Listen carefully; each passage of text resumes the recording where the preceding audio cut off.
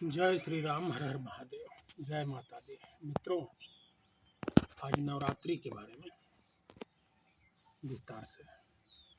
नवरात्रि पर विशेष नवाना रात्रिणा समाहार नवरात्र। नवरात्र अर्थात 9 विशेष रात्रियों का समूह अर्थात काल विशेष। 9 की संख्या अखंड अविकारी एक रस पूर्ण ब्रह्मा का प्रतीक माना गया है। 9 के पहाड़े से इसकी संख्या का पूर्णता को भली भांति समझा जा सकता है। 9 के पहाड़े को प्रत्येक संख्या का योग 9 ही होता है। दूसरा कारण यह है कि तंत्र लोक मंडल पर प्रभाव के लिए ब्रह्म काल 40वां हिस्सा आवश्यक है। 360 का 40वां हिस्सा है 9, अर्थात कुल 40 नवरात्र हुए। इन 40 में से 4 अत्यंत महत्वपूर्ण हैं। एक वर्ष में 2 अयन परिवर्तन की संधि और 2 गोलाकार परिवर्तन की संधियाँ। कुल मिलाकर एक वर्ष में 4 सिद्धियाँ होती हैं।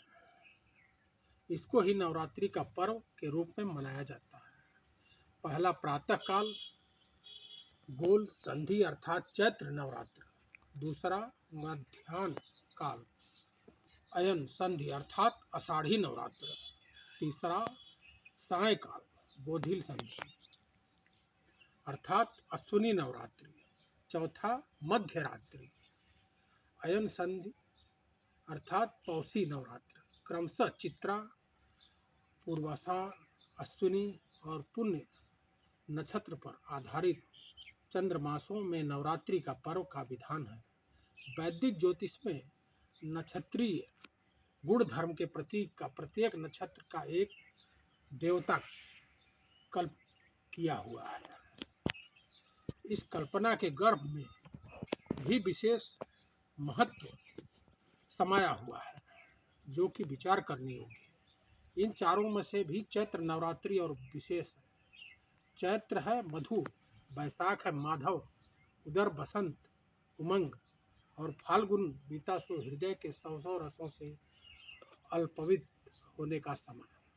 और जब सनातन हृदय रस प्रवृत्त हुआ तो उससे आराधना का मार्ग चुना, समर्पण का भाव चुना। और जगत जननी दुर्गा का तो एक नाम भी बसंती है। दुर्गोत्सव विवेक नाम का एक ग्रंथ है, संस्कृत में है। लिखते हैं कि विशेषत्य बोधिन नास्ति बोधिस्त्या बोधास्त्वान। बसंत नवरात्रि में त्रिगुणा माँ देवी स्वयं जागृत रहती हैं, इसलिए बोध की आवश्यकता नहीं, फिर से आती है। 9 की संख्या पर योग्य पवित्र है। 9 गुण पूर्व ब्रह्मा के 9 गुण। 9 की चमत्कारी संख्या के पूर्ण का प्रमाण देखिए कि शक्ति साधन से 9 ही गुण प्राप्त होते हैं। अधिकारी भी माप बताते हैं। सम, दम, ताप, शौच, क्षमा, शालीनता, ज्ञान, विज्ञान, असिक्त, इन 9 गुणों से युक्त व्यक्ति ही शक्तिशाली कहा गया है।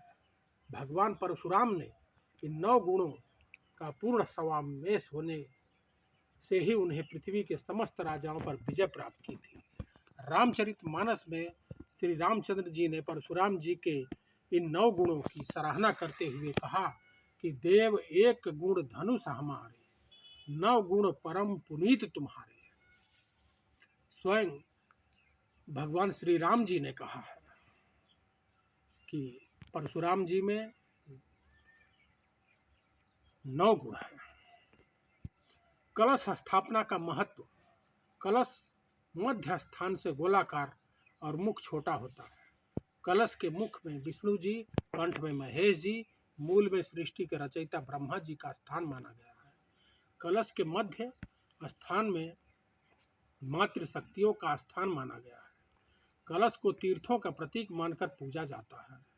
एक तरह से कलश स्थापना करते समय विशेष तौर पर देवी देवताओं का एक जगह आह्वान किया जाता है। कलश में क्यों भरा जाता है जल? शास्त्रों के अनुसार खाली कुंभ को अशुभ माना गया है, इसलिए कलश में जल भर कर रखा जाता है। भरे हुए कलश को संपन्नता का प्रतीक माना जाता है। जल से भरे हुए कलश को घर में रखने से संपन्नता आती है। कलश में भरा गया जल मन का कारक माना गया है। कलश के पवित्र जल की तरह हमारा मन भी स्वच्छ और निर्मल बना रहे, ताकि मन में किसी भी प्रकार की घृणा, क्रोध, मोह भावना का कोई स्थान न हो। कलश में सुपारी, दुर्वा, पुष्प आदि क्यों डाले जाते हैं? कलश स्थापित करते समय कलश में जल से दुर्वा, सुपारी और अक्षत आदि डाले जाते हैं। उनके ऊपर आम के पत्ते लगाए जाते हैं। इसके पीछे कारण है कि दुर्वा में संजीवनी के गुण हैं, सुपारी जैसी स्थिरता के गुण हैं, पुष्प के उमंग और उल्लास के गुण हैं आदि हमारे अंदर समाहित हो जाए। कलश पर स्वास्तिक का चिन्ह बनाने का महत्व, स्वास्तिक को भी गणेश जी का प्रतीक माना गया है। हर शुभ कार्य में स्वास्तिक बनाने की परंपरा है। मध्यता है कि इस चिन्ह को बनाने से शुभता आती है, इसलिए घर के दरवाजे पर स्वास्तिक बनाई जाती है। कलश पर बनाया गया स्वास्तिक चिन्ह हमारे जीवन के 4 अवस्थाओं, बाल्यावस्था, युवावस्था, प्रौढ़ावस्था और वृद्धावस्था को दर्शाता है। नवरात्रि पर जो बोने की परंपरा है, नवरात्रि में कलश स्थापना करते समय जो जौ भी अवश्य बोए जाते हैं। माना जाता है कि सृष्टि के नियम के बाद, निर्माण के बाद सबसे पहली फसल थी, इसलिए उसे पूर्ण फसल माना जाता है। इसके पीछे यह मान्यता है कि जौ को सुख, समृद्धि और संपन्नता का प्रतीक माना जाता है। मान्यता है कि अगर जौ तेजी से और घनत्व के साथ बढ़ते हैं तो सुख और संपन्नता आती है। जय माता दी।